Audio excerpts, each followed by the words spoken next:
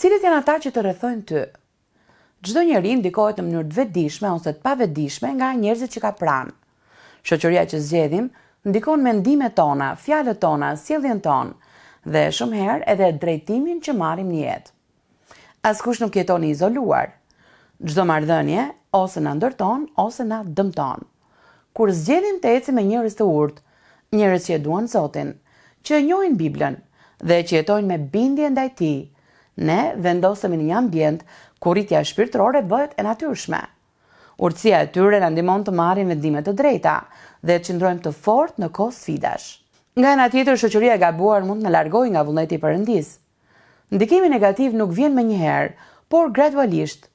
Këshillat e gabuara dhe mungesa e frikës së Zotit mund të na dëmtojnë shumë dhe të na largojnë nga plani i Perëndis për jetën tonë. Tek fjalët e urta në kapitullin 13 dhe në vargun 20 lexojmë: Ai që ecën me të urtët bëhet i urtë, por shoku i pamendëve do të dëmtohet. Me kë ke zgjedhur të ecësh? Kush po indikon vendimet e tua sot?